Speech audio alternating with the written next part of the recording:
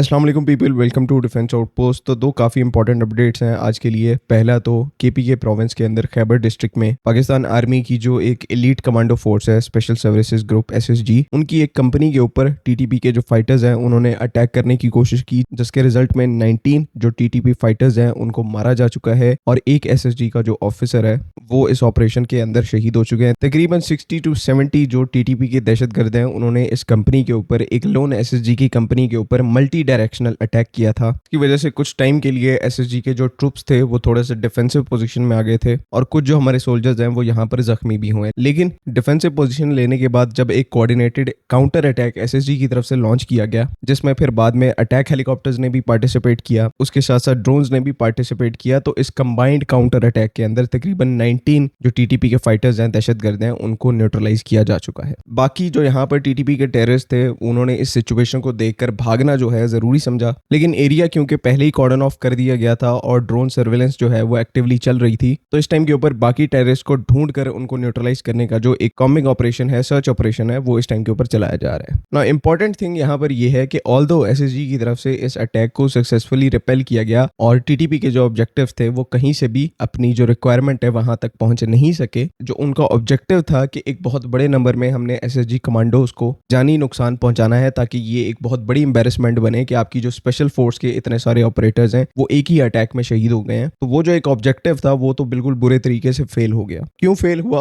उसके पीछे एसएसजी का तो हाथ है, बिकॉज ग्राउंड पर वही मौजूद थे, उन्होंने काफी करेजियसली इस पूरी फाइट को लड़ा। लेकिन मेन जो क्रेडिट जाता है वो यहाँ पर एयर सपोर्ट को जाता है, एरियल कंपोनेंट्स को जाता है, जो कि इस पूरे ऑपरेशन में शामिल थे, जिसमें आपके कॉम्बैट ड्रोन्स भी शामिल हैं और आपके अटैक हेलीकॉप्टर्स भी शामिल हैं। मॉडर्न टाइम्स में आपके जो एरियल एसेट्स हैं वो किसी भी ऑपरेशन में एक गेम चेंजर का काम कर सकते हैं और काफी सारे पहले इंस्टेंसेस की तरह आज भी ये चीज प्रूव हुई कि अगर पाकिस्तान आर्मी अपने ऑपरेशंस में एयर सपोर्ट का एलिमेंट जो है वो शामिल करती है तो सक्सेस रेट जो है वो कितना ज्यादा ऊपर जा सकता है। और यही यहाँ पर एक ऐसा एस्पेक्ट है जिसको कंटिन्यूसली पाकिस्तान आर्मी को चाहिए कि वो एयर सपोर्ट के जो एलिमेंट्स हैं, एयरफोर्स के जो एलिमेंट्स हैं, उनको अपने जो लैंड बेस्ड ऑपरेशन है उनमें जरूर शामिल करें। ड्रोन्स का यूज केस जो है वो हमें इन सिटी ऑप्स के अंदर बढ़ाना होगा। अटैक हेलीकॉप्टर्स, आपके दूसरे जो क्लोज एयर सपोर्ट प्लेटफॉर्म्स हैं जिस तरह से फाइटर एयरक्राफ्ट हैं, तो इनका जो यूजेज है वो इन ऑपरेशंस में बहुत ज्यादा जरूरी है। आज जो है यहाँ पर लेटेस्ट से लेटेस्ट आपकी जो प्रिसिजन गाइडेड म्यूनिशंस हैं वो मार्केट में अवेलेबल हैं। आप खुद अपनी कंट्री में ऐसी म्यूनिशंस को बनाते हैं तो इनके थ्रू आप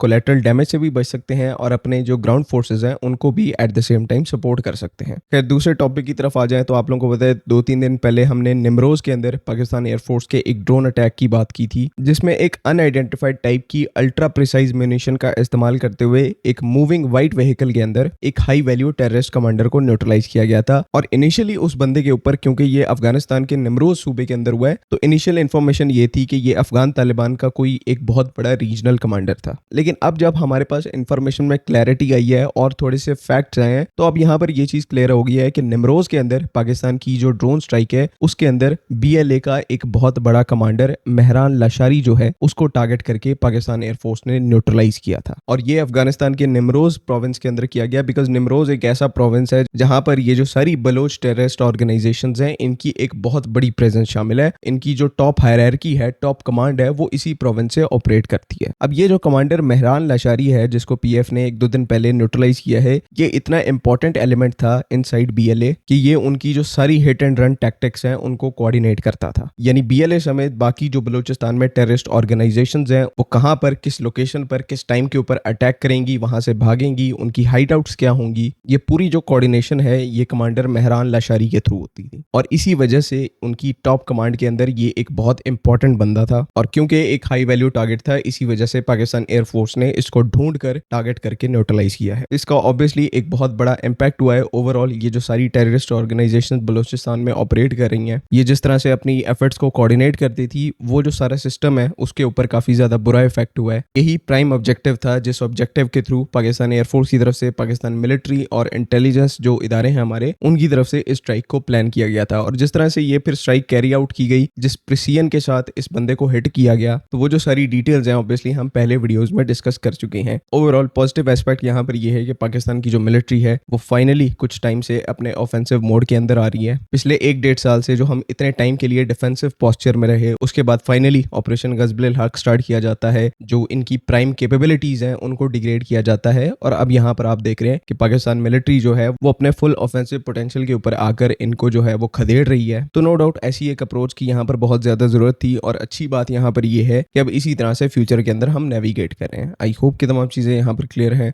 अगली वीडियो तक के लिए अल्लाह हाफिज़। पाकिस्तान जिंदाबाद।